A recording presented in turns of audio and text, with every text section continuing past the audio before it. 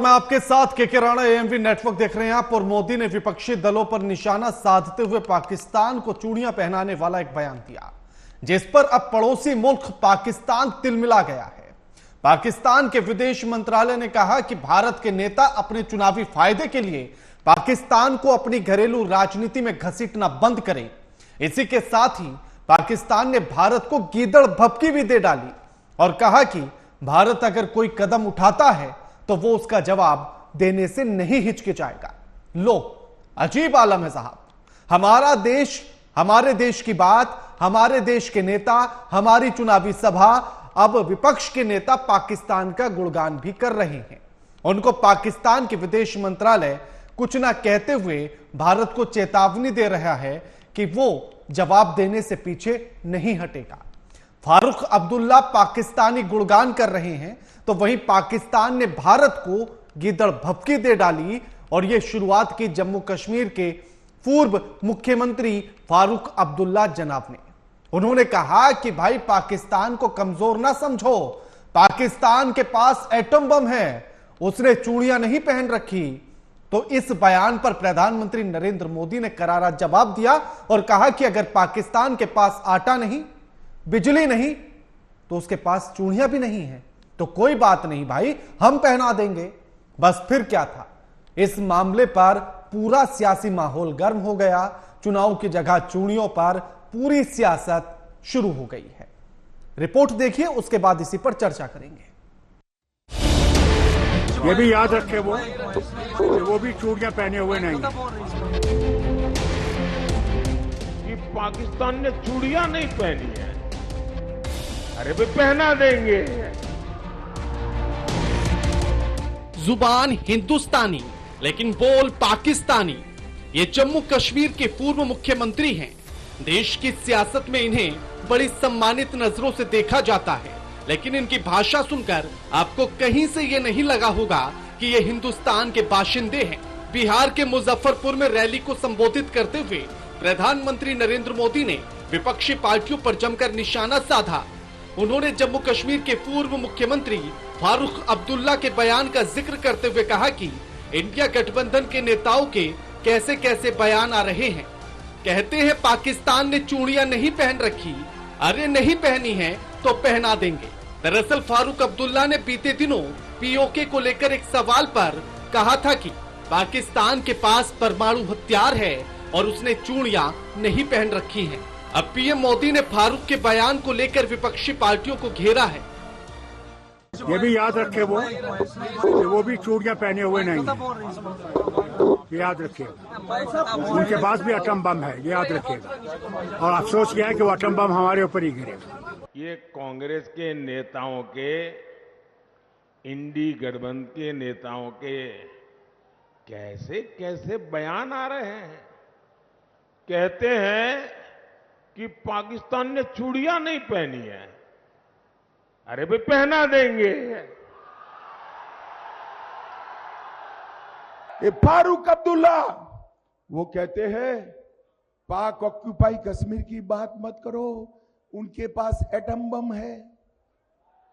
ये कांग्रेस के नेता मणिशंकर अय्यर कहते हैं पाकिस्तान को सम्मान दो, पाक ऑक्यूपाई कश्मीर न मांगो क्योंकि उनके पास एटम बम है। अरे राहुल बाबा, डरना है तो डरो, हम तो भाजपा वाले हैं, भाजपा वाले हैं। पाकिस्तान का विरोध मत करो, उसके पास एटम बम है। अरे हमने कहा उससे पावरफुल एटम बम हमारे पास भी है, चिंता मत करो। उसका एटम बम फेंकने के लिए है तो हमारे पास हमारा एटम बम फ्रीज में रखने के लिए नहीं है। हम भी छेड़ेंगे नहीं, लेकिन कोई छेड़ेगा तो फिर छोड़ेंगे भी नहीं, और कहीं भी होगा। आपको बता दें कि लोकसभा चुनाव को लेकर प्रधानमंत्री नरेंद्र मोदी देश के कोने कोने में लगातार चुनाव प्रचार कर रहे हैं। वो अलग अलग मंचों से विपक्ष पर जमकर निशाना साध रहे हैं। इसी बीच वो बिहार के मुजफ्फरपुर पहुंचे। यहाँ उन्होंने एक रैली को संबोधित किया और इंडिया गठबंधन को जमकर घेरा। Bureau report, AMP network. ये भी याद रखे वो भी चूड़ियां पहने हुए नहीं। कि पाकिस्तान ने चूड़ियां नहीं पहनी है। अरे भाई पहना देंगे।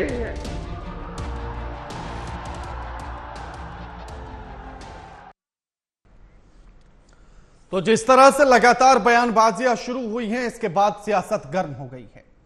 एक तरफ सबसे पहले यह शुरुआत होती है पाकिस्तान के पूर्व मंत्री चौधरी फवाद हुसैन के एक्स पर एक पोस्ट करने से। जब वो उस पर पोस्ट करते हैं और सबसे पहले राहुल गांधी की एक वीडियो को पोस्ट करते हुए वो लिखते हैं कि राहुल ऑन फायर। उसके बाद फिर से वो एक पोस्ट करते हैं और उसमें लिखते हैं कि राहुल गांधी अपने परदादा पंडित जवाहरलाल नेहरू की तरह ही समाजवादी नेता हैं। जब वो उसके साथ में ये लिखते हैं कि आज 75 साल बाद भी भारत और पाकिस्तान की समस्या एक जैसी है, तो चौधरी साहब को यह समझ लेना चाहिए कि पाकिस्तान और भारत की समस्याएं एक जैसी नहीं हो सकती हैं। उन्हें यह समझ लेना चाहिए कि पाकिस्तान और भारत में धरती और आसमान जितना फर्क है। उन्हें यह समझ लेना चाहिए कि पाकिस्तान अभी आटा दाल चावल की समस्याओं से उभरा नहीं है और समानता तुलना वो हिंदुस्तान से कर रहा है। उसे यह समझ लेना चाहिए कि हिंदुस्तान और पाकिस्तान में प्रति व्यक्ति आय में भी धरती और आसमान का फर्क है। यह समझ लेना चाहिए। हमारे साथ जो मेहमान जुड़ गए उनका परिचय आपसे करा देते हैं। हमारे साथ प्रदीप सिंह जुड़ गए हैं, नेता हैं बीजेपी के, और हमारे साथ मोहिंदर प्रकाश जुड़ गए हैं, नेता हैं कांग्रेस के। आप दोनों का स्वागत है एएमपी नेटवर्क पर। मोहिंदर जी, जिस तरह की बयानबाजी अब चुनाव में शुरू हुई, पाकिस्तान को लाया गया, तो पाकिस्तान से इतना डर क्यों है? अगर उसके पास परमाणु बम, एटम बम है भी तो क्या हुआ? इतना डर क्यों कि उसे कुछ मत कहो, उसके पास बम है, वो फेंक देगा। राणा साहब जी, आप बच्चे नहीं हैं, न मैं बच्चा हूं, ना मेरे ये साथी बैठे हैं ये बच्चे हैं, ना मोदी जी बच्चे हैं, और जिसने ये बयान दिया वो भी बच्चा नहीं है। लेकिन बच्चा वो है जो बचकानी हरकत करता है इस बयान को तोड़ मरोड़ कर। मैं दोनों बातों को बड़े ध्यान से बोलता हूँ। फारूक अब्दुल्ला साहब की तो बात छोड़िए, वो दूसरी पार्टी के हैं, जहाँ कश्मीर के अंदर 370 वगैरह के ड्रामे करने के बावजूद भी बीजेपी की हिम्मत नहीं कि अपने कैंडिडेट खड़ा कर दे। जहां तक नैयर साहब का बात है, 3 महीने पुराना का शायद बयान है, जहां तक मुझे पता लगा है। उस बयान में उन्होंने ये कहा है कि पाकिस्तान पगला है, पाकिस्तान में कोई प्राइम मिनिस्टर बनेगा तो वो पगला हो जाएगा। पगला का मतलब, पाकिस्तान को पगला कहा उन्होंने, ये उन्होंने नहीं उठाया। उन्होंने ये कहा कि पाकिस्तान के पास परमाणु बम है, अगर पाकिस्तान का परमाणु बम अपने यहाँ भी फूट गया गलती से लाहौर में, तो वो उसकी विकिरण जो है, इसकी रेडिएशन जो है वो अमृतसर तक आएंगी। वो ये सिर्फ कहना चाहते हैं कि छोटे बच्चे के हाथ में बम हो या उसके हाथ में चक्कू या पिस्तौल हो तो उसे छीन लेनी चाहिए, क्योंकि वो नुकसान कर सकता है। ये उनके बयान का मतलब था। ये तो समझाया आपने। अब बीजेपी क्या समझती और क्या समझाती है? नहीं, फारूक अब्दुल्ला साहब का बयान मैं वही बता रहा हूँ। नायर साहब का बयान राहुल गांधी का बयान नहीं है, जो वो बार बार पलटकर पाकिस्तान बनाकर ले आते हैं। अब आती है बात मेरी, मैं बताता हूं आपको राहुल गांधी क्या कहता है और राहुल गांधी का इतिहास क्या है, राहुल गांधी का रिश्ता क्या है पाकिस्तान से। जरा ध्यान से सुनिएगा राणा साहब, और ये मेरे साथ बैठे, ये और मोदी तक मेरी आवाज जाएगी। पाकिस्तान के साथ राहुल गांधी का जो रिश्ता है वो तलवार का है। उसकी नानी ने 2 टुकड़े कर दिए थे, पाकिस्तान के 2 टुकड़े, 90,000 लोग पकड़े थे उसने, और मानवता दिखाई दी चाहती तो 90,000 फौजियों का कत्लेआम कर देती। उस पाकिस्तान के अंदर, जिस पाकिस्तान के अंदर गूंज ढूंढती है इंदिरा गांधी की, आज भी की 2 टुकड़े कर दिए। और वो जो टीस है, उस टीस का घाव पाकिस्तान के अंदर कभी भरता नहीं। ये क्या बकवास करते हैं, 4 मच्छरदानियों के ऊपर बम डालने के बाद क्या टुकड़े कर दिए पाकिस्तान के। और मनमोहन सिंह की राजनीति बलूचिस्तान के अंदर, पाकिस्तान में रिकॉर्ड कहता है कि भारत ने उस दौरान बलूचिस्तान के अंदर इतना तांडव मचा रखा है। ये बातें कही नहीं जाती, ये डिप्लोमेटिक बातें होती हैं। राणा साहब सुनिए मेरी ध्यान से बात, बीच में रोकिएगा तो मुझे, ये बीच में राम राम राम राम करते हैं। इनको बताइए कि पाकिस्तान का तुमने कर क्या दिया? क्या मरने वाले मर गए? क्या पाकिस्तान के अंदर जितने भी आतंकवादी से खत्म हो गए? क्या कश्मीर में आने वाले आतंकवादी सब खत्म हो गए? अरे आपसे हिंदुस्तान के रहे हुए माओ तो मारे नहीं जाते।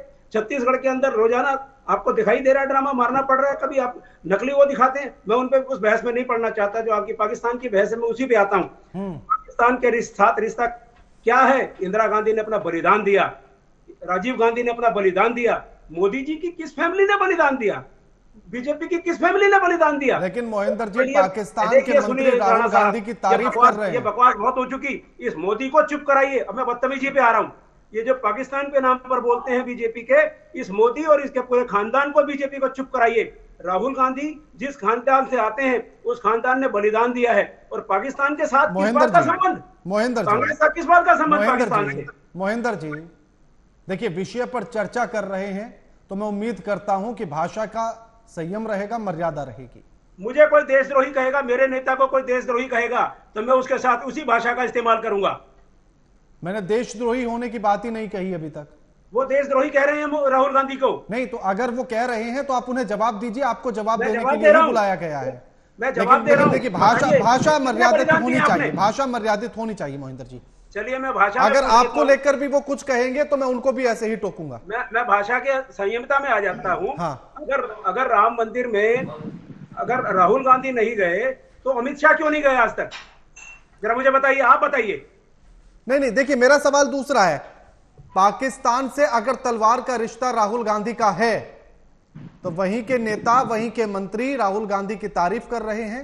वो कह रहे हैं कि राहुल गांधी ऑन फायर। वो कह रहे हैं कि राहुल गांधी एक सामाजिक नेता है। वो कह रहे हैं कि पंडित जवाहरलाल नेहरू की छवि नजर आती है। वो कह रहे हैं कि हिंदुस्तान और पाकिस्तान की एक जैसी समस्याएं हैं। क्या आपको लगता है कि पाकिस्तान और भारत की समस्याएं एक जैसी हैं? सुनिए, जवाब सुनिए। पाकिस्तान कितनी बार मोदी जी की तारीफ करता है कि हमारे यहाँ प्रधानमंत्री मोदी जी जैसा होता है। हमने तो कभी नहीं कहा उनको वो पाकिस्तानी है। और पाकिस्तान के अंदर जो ये लोग बोलते हैं वो राहुल के रिश्तेदार नहीं है। और क्या पता आप पैसे देकर बुलवा रहे हैं उनसे। हमारा क्या रिश्ता है उनसे? आपका रिश्ता है। आप बिना नोटिस के आप शादी में पहुंच जाते हैं, आप वहां बिरयानी खा के आते हैं, उन पर चादर चढ़ा के आते हैं। कब गए राहुल गांधी पाकिस्तान? कब राहुल गांधी ने पाकिस्तान की तारीफ की? ये जो बकवास करते हैं ना बैठ करके, राम मंदिर में बैठना और पाप करना, इन दोनों से हटाइए। और हमारे मठाधीशों ने, ज्योतिषियों ने कह दिया है कि बीजेपी का अंतकाल निकट है। ठीक है प्रदीप जी, राहुल गांधी का पाकिस्तान से रिश्ता तलवार का है। 2 टुकड़े कर दिए थे उनकी नानी ने, और आप कह रहे हैं कि वही पाकिस्तान का गुणगान करेंगे। वैसे तो मैं बड़ा इच्छुक हूँ, ये जो व्यक्ति बैठ करके उन्होंने जिन शब्दों का प्रयोग किया, लेकिन चलिए, हमारा दिल बड़ा है और ऐसे खुजिए वाक्यों को हम इग्नोर करते हैं। मैं सीधे आपको बता करके कहता हूँ कि किसी और व्यक्ति को नहीं कह रहा हूँ। आपका प्रश्न एक बार फिर से दोहरा दीजिए, क्योंकि मेरा सवाल यह था कि अभी उन्होंने कहा कि राहुल गांधी का पाकिस्तान से रिश्ता तलवार का है, 2 टुकड़े कर दिए थे, और आप कह रहे हैं कि वो पाकिस्तान के गुणगान करते हैं। राणा जी, एक किसी भी समाज में परिवर्तन आने में कितना समय लगता है? 6 महीने, 3 महीने, साल भर? कोरोना आया था तो 3 दिन में सारे परिवर्तन हो गए थे। कोरोना पे आ गया यार। कोरोना बीच में पाकिस्तान से कोरोना आ गया। एक करके बात करेंगे, एक करके बात करेंगे मोहिंदर जी, एक करके ही बात करेंगे। राणा जी ये बोल रहा था, ये अनाप शनाप बोल रहा था, तो मैं उससे नहीं बोला। कम से कम इसकी माइक नोट करा दीजिए। प्रदीप जी, देखिए, भाषा की मर्यादा को लेकर मैंने उनको भी टोका था, मैं आपको भी टोकूंगा। भाषा की मर्यादा होनी चाहिए, मैंने उनको भी टोका था। नहीं, इनका बाइक नोट करा दीजिए प्लीज। आप मेरा करा देंगे, मुझे कोई प्रॉब्लम नहीं हो जब वो बोलेगा तो, लेकिन मेरे बोलते में अगर उनकी आवाज आई तो मैं ये डिस्कशन फिर मेरे लेवल का नहीं है। नहीं, मैंने उनको टोका ना कि एक करके बात करेंगे। अपनी बात रखिए प्रदीप। नहीं, मुझे आपसे व्यक्तिगत और आपके प्लेटफॉर्म से मुझे कोई प्रॉब्लम नहीं है, लेकिन अगर कोई व्यक्ति इस तरह की हरकतें, ऊंची हरकतें करेगा तो ये बर्दाश्त है। प्रदीप जी, सवाल पर आ जाइए ना, समय बहुत कम मिलता है। ठीक, मैं आपको देखिए, ये क्या है कि व्यक्ति का जब आधार खत्म हो जाता है तो उसकी झुगलाहट की इसी तरह की प्रक्रिया होती है जैसे थोड़ी देर पहले हमने देखी है। आपके खिलाफ अगर कोई कंटेंट बिल्ड होता है, आपके खिलाफ कोई बात करता है, बनस्पत इसलिए कि आप उसको तर्कों के आधार पर उसको सुधार करें। आपके खिलाफ अगर डॉक्टर कंटेंट बनाए जाते हैं, डॉक्टर वीडियो बनाए जाते हैं, तो आप में वो क्षमता नहीं है कि उसका उसी प्रकार से जवाब दे सकें। अगर गलती कोई करता है तो हम क्या करते हैं? हम उसको सुधार का जवाब देते हैं ना। समाज में क्या प्रक्रिया है, कोई गलती करे तो हम भी गलती करके उसका जवाब देंगे। और मैं देखिए, एक समय मेरा मूड एकदम बदल गया। इनके में क्षमता नहीं है आपके खिलाफ हुए आरोपों की आंधी को रोक पाने की। तो ये आंधी तो नहीं रोक पाएंगे, लेकिन कम से कम कुछ अच्छा बताने की। कुर्बानियां दी हैं, ये दी हैं, वो दी हैं, तो कौन समझता जाता है? बीते 10 वर्षों में जिंदगी बहुत बदल गई है। और फॉर दैट मैटर बीते 25 सालों में जिस प्रकार से कंटेंट पब्लिश होता है, जिस प्रकार से बातें निकल के बाहर आती हैं, उनका तौर तरीका बहुत बदल चुका है। आज जमाना बहुत आगे चल रहा है। अगर ये उसी को पकड़ के रहना चाहते हैं तो रहें। आपको एक बात बता देता हूँ, बहुत हिम्मत चाहिए बात कहने के लिए। वो आलू से सोने का बयान राहुल गांधी का नहीं था, वो एक डॉक्टर वीडियो था। लेकिन इन्होंने क्या किया उसके सुधार के लिए, सिवाय गालियां देने के? और बहुत सारे वीडियो आए, उसके बारे में इन्होंने क्या किया अब तक?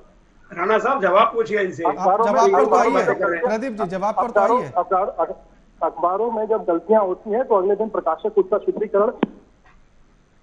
उनका यह कहना है कि राहुल गांधी ने तो अभी तक कोई तारीफ नहीं की पाकिस्तान की, अब पाकिस्तान के लोग या उसके अगर नेता तारीफ करते तो उसमें उनका क्या लेना देना? प्रदीप जी, हाँ आ रही है आपकी आवाज। मुझे आपकी आवाज नहीं आ रही, एक बार चेक कीजिएगा प्रदीप जी को मेरी आवाज नहीं जा रही है।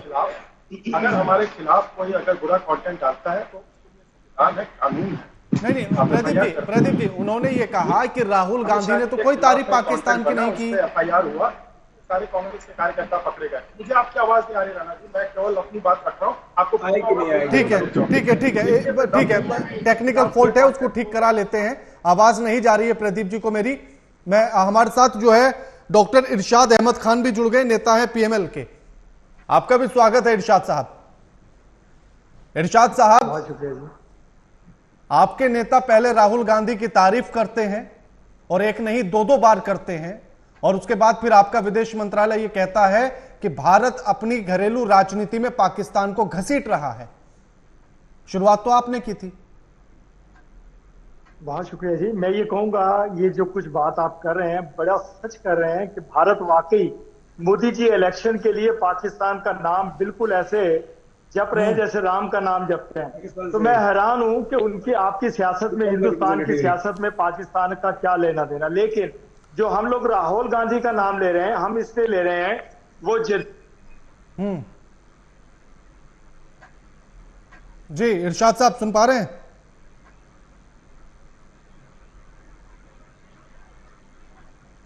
इरशाद साहब आवाज आ रही है मेरी?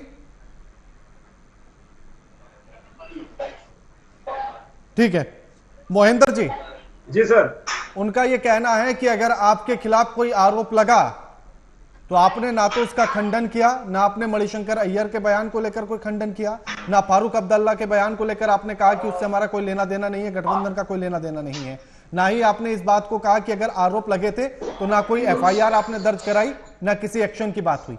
ऐसा क्यों? देखिए, इलेक्शन का दौर है, इसमें चीफ इलेक्शन ऑफिसर के पास भी इतनी कंप्लेंट कर दी गई है, क्या एक्शन लिया उन्होंने? आप ये बता दीजिए। एक छोटी छोटी बात मैं कहना चाहता हूँ, ये मुस्लिम कोटे की बात इतनी ज्यादा करते हैं मोदी जी। तमिलनाडु को छोड़िए, जो सनातन का उन्होंने कहा कांग्रेस से जोड़ दिया गया, हम जवाब दें। जब DMK इनके साथ थी बीजेपी में, नंबर 2। अभी DMK को छोड़िए, जो आंध्रा में है TDP, उसने 4% कोटे की बात कही है मुस्लिम की। ठीक है मोहिंदर जी, मैं लौटूंगा आपके पास, मैं लौटूंगा। हमारे साथ डॉक्टर इरशाद साहब जुड़ गए फिर से। इरशाद साहब जवाब दीजिए, अपनी बात को पूरा कीजिए। अली जी, मेरा कनेक्शन कुछ मेरा ख्याल एरर आ गया था। मैं ये कह रहा था कि देखिए, जो राहुल गांधी के बारे में हम लोग बात करते हैं या हमारे नेता बात करते हैं, इसलिए करते हैं कि वो यंग है, उसकी सोच कुछ और है। हम ये नहीं चाहते कि हिंदुस्तान में अमन हो, हम ये चाहते हैं पूरे खित्ते में अमन हो। उसका हकीकत से ये लेना देना है कि क्योंकि 15 साल हो गए आपकी मोदी जी की सरकार की हुकूमत को, उन्होंने खित्ते में क्या दिया सिवाय बदअमनी के, सिवाय लड़ाई झगड़े के। इरशाद साहब 10 साल हुए हैं, सिवाय 10 साल हुए या 15 साल। लेकिन इरशाद साहब, सवाल यह है कि आप दूसरी तरफ अगर आप बात करेंगे, ठीक है मोहिंदर जी आप जो कह रहे थे, देखिए मैं यहां हिंदू मुसलमान की बात को नहीं करना चाहता हूं। मेरा कहना इतना है कि जो आरोप आप पर लगे हैं उनका खंडन आप करेंगे कैसे? आरोप का खंडन करने की आवश्यकता हमें नहीं है, अनर्गल बातों का जवाब देने की आवश्यकता हमें नहीं है। जो मैं कहना चाहता हूं, जो मेरे नेता राहुल गांधी कह रहे हैं, जनता में जाकर जो टेलीविजन पर नहीं आता है, मोदी जी का हर समय 24 घंटे आता है ना। अब मेरा नेता क्या कहता है? मेरा नेता ये कहता है कि देश के अंदर न्याय आएगा, महिलाओं के लिए न्याय आएगा। जो महिलाओं को न्याय मोदी जी 10 साल के अंदर नहीं दिला पाए, मणिपुर हो चाहे दिल्ली में बैठी लड़कियां जो पहलवान थी, उसके अलावा न जाने कितने चीज में अभी कोट नहीं करना चाहता। मेरा जो नेता है वो न्याय की बात करता है कि महिला को न्याय दिलाऊंगा। कैसे? कि जो घर की गरीब महिला है उसे 1 लाख रुपया मिलेगा। मैं न्याय दिलाऊंगा नौजवानों को, जिनको नौकरी ना सही लेकिन उनको स्टिपेंड मिलेगी और उनको ट्रेनिंग मिलेगी। ठीक है मोहिंदर जी सवाल कि पीओके भारत का हिस्सा होना चाहिए या नहीं? पीओके कांग्रेस के मैनिफेस्टो में जो किसी को दिखाया नहीं जाता, उसमें साफ अंदर हमें बताया गया है कांग्रेसियों को कि पीओके कांग्रेस का हिस्सा है, कांग्रेस का हिस्सा रहेगा। कांग्रेस का मतलब संगठन, संगठन का मतलब पूरा हिंदुस्तान। ये पीओके के अंदर आपको पता है 32 एमएलए की पोस्टें अभी भी खाली हैं। जब इलेक्शन होता है तो उन 32 पोस्टों को नहीं कराया जाता, उसको इसलिए रखा गया है। ये इनको मालूम नहीं सर, ये आकर के राम मंदिर की बकवास करने के बजाय। नहीं तो आपने उसको हाइड क्यों किया? अगर आपका हिस्सा है तो आप खुलकर कहिए, आपको किसका डर है? हम वहां पर जो एमएलए की पोस्टें हैं पीओके की, जो आजादी से पहले हुआ करती थी, उनको अभी भी खाली रखा है। नहीं, मैं ये पूछना चाह रहा हूं कि आपको डर किसका? आप कह रहे हैं ना कि हमारे मैनिफेस्टो में वो है, लेकिन हम छिपाकर रख रहे हैं। छिपाकर क्यों रख रहे हैं आप? खुलकर कहिए ना। देखिए, ये जो हमला करना है या क्या, आज यूक्रेन में अमेरिका घुसा हुआ है, क्या वो बोलता है? हमले की तो बात किसी ने की ही नहीं है, हमले की बात तो किसी ने की नहीं। ये पाकिस्तान के पास जो ऑक्युपाइड कश्मीर है, ये कांग्रेस के मैनिफेस्टो में है कि हमें इसे वापस लेकर एक संपूर्ण कश्मीर बनाना है। ठीक है। इरशाद साहब जुड़ गए। हाँ प्रदीप जी, आपके पास लौटूंगा मैं। इरशाद साहब जुड़ गए हैं। इरशाद साहब, राहुल गांधी की तारीफ क्यों करते हैं आप और आपके नेता?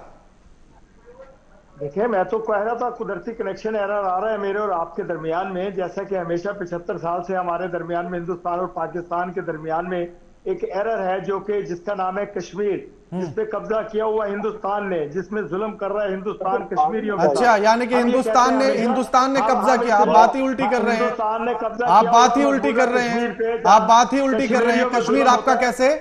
कश्मीर आपका कैसे इरशाद साहब? कश्मीर आपका कैसे? सुन लीजिए, मैं कह रहा हूँ ना, सुनने आप क्लियर कीजिए ना मुझे, आप क्लियर कीजिए कश्मीर आपका कैसे?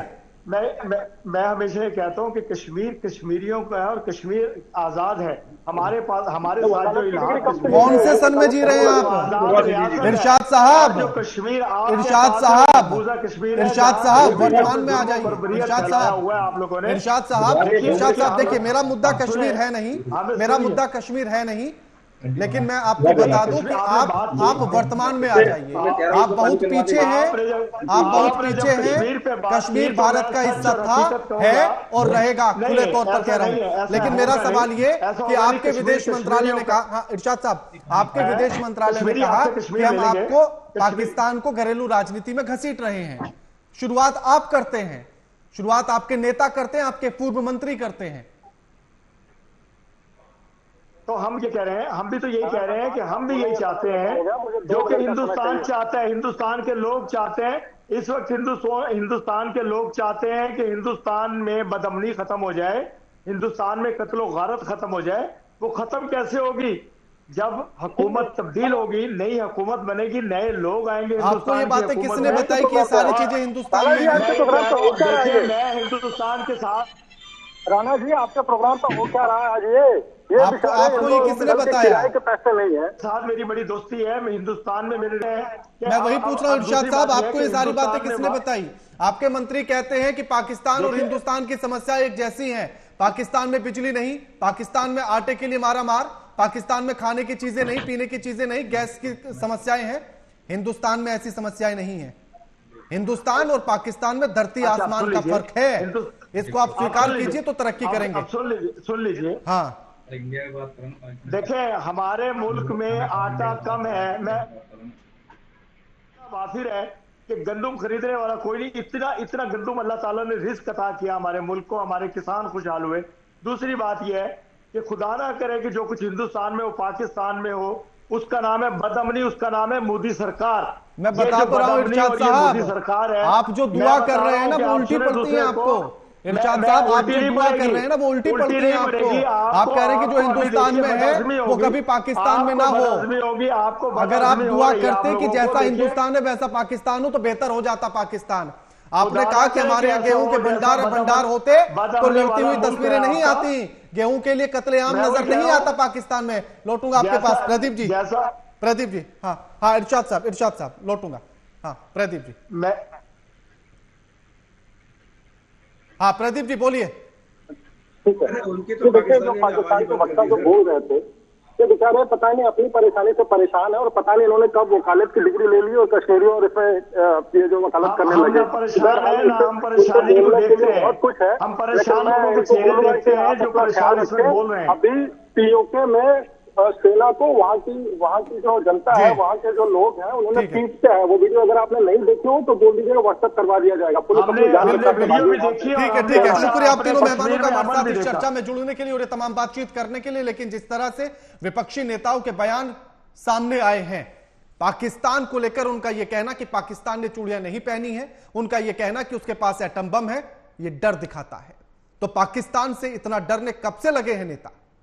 हिंदुस्तान ने मुंह तोड़ जवाब दिया है और वो देता रहेगा।